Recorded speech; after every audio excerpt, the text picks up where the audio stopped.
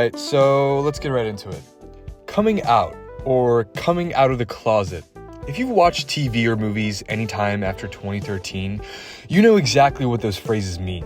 Coming out stories are a massive trope in LGBTQ+ stories. Often the entire emotional tension of a queer story revolves around this single event.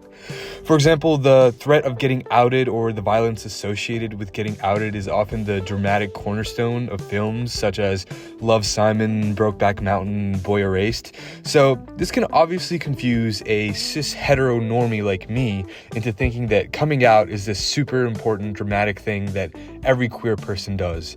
It made me think that every queer person secretly in the back of their head was just anticipating the moment they can tell everybody they meet that they are outside of the traditional sexual orientation or gender identity.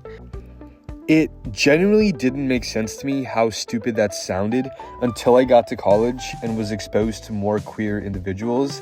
It's not their job to let everybody know those aspects of their identity. Sure, it can get exhausting to have to come out to everybody you meet. They just want to be seen as a person.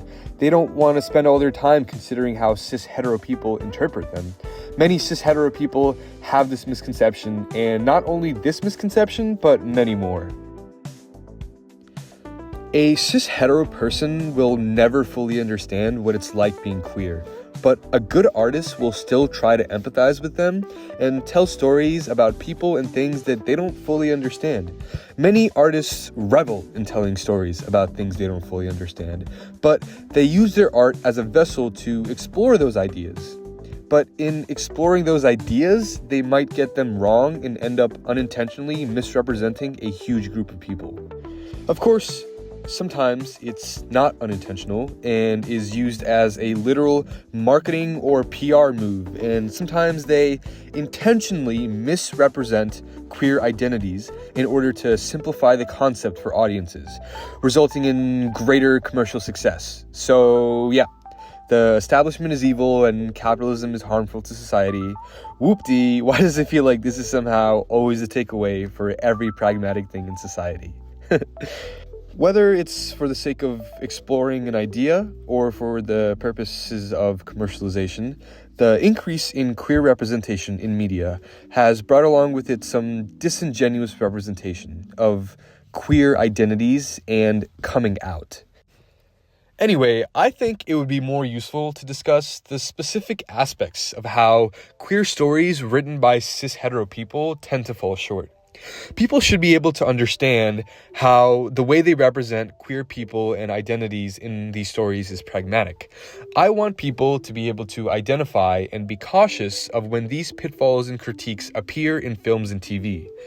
Lastly, I want to provide examples of films and stories that we watched in class that seem to get it right.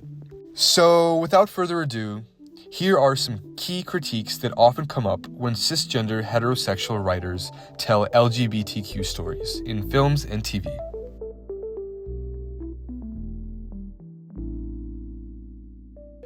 Cis hetero writers often reduce queer identity to suffering, focusing on things like rejection from friends and family, bullying by peers or ignorant characters in society, or just general isolation from the people around them.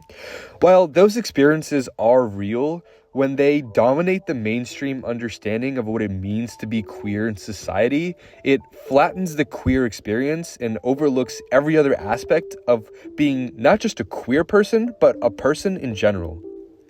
Queer people are more than just their pain. These stories fail to include the joy associated with being able to be yourself.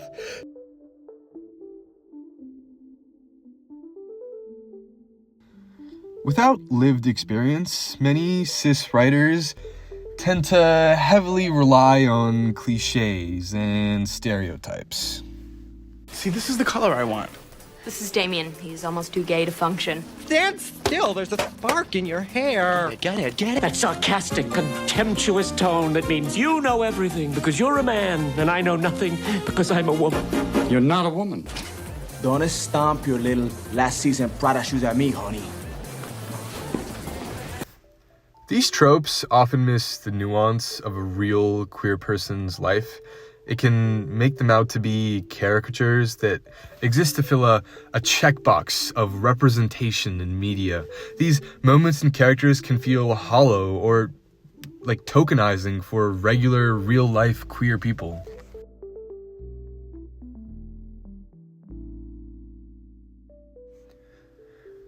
While coming out is significant, cis-hetero writers tend to put coming out as the main centerpiece of a queer person's life. Queer people have lives before and beyond just that moment.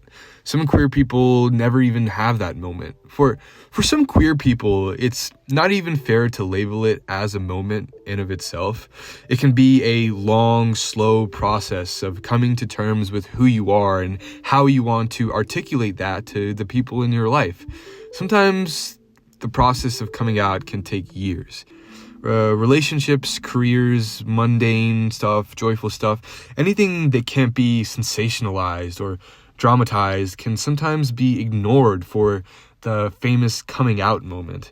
When coming out is always the main focus, it limits what queer storytelling can be.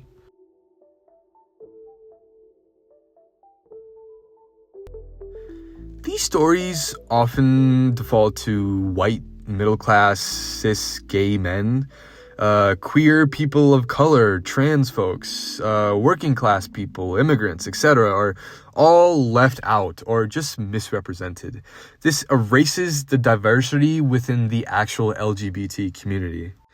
Now, this is most likely because in most samples, over 70% of filmmakers are white men, and of course, writers write for themselves, so it's no wonder that their films are so underrepresenting of actual statistics in the LGBTQ community.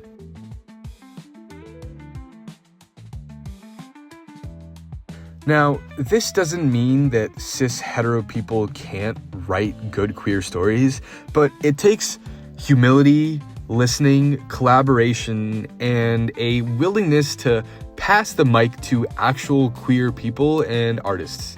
When queer people tell their stories, we gain depth, authenticity, and power beyond just coming out. And we reach a more rich and realistic representation of queer life. And representation, it matters for sure, but what matters more is authenticity. In class, we watched two films that I really enjoyed, Portrait of a Lady on Fire and Dakan. I hope I'm pronouncing that right. These films have managed to avoid the common pitfalls and critiques mentioned in this video and have transcended how we view queer media and cinema, or at least for me they have. Portrait of a Lady on Fire, directed by Celine, this person, defies the trope of queer trauma being the only important narrative in a queer story, instead of focusing on violence or social rejection, which, considering where the setting takes place in the story, could very easily have happened. The story instead explores other topics such as intimacy, love, desire, and finding personal identity in a place away from men or patriarchal society. The emotional core of the film doesn't rely on any trauma inflicted by the outside world. Instead, the tension and emotional aspects of the story come from internal dynamics related to the characters themselves. They have a quiet longing, they are artists, they cook, they have a fleeting connection to nature and their surroundings. Here, their queerness isn't as easy to digest for mainstream audiences, and it certainly wasn't for me the first time I watched it.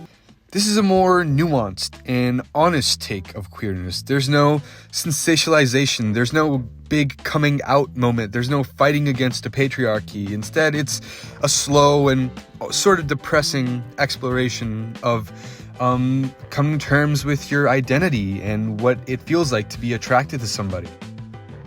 In the same vein, Dakan, directed by Mohammed Kamara, presents a interesting and groundbreaking story in intersectionality in filmmaking. This film, I believe, was one of the first queer films that came from West Africa. I believe we talked about that in class.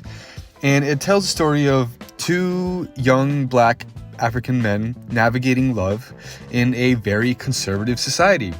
Dekan doesn't simplify or mask its queerness in the story for cis-hetero audiences.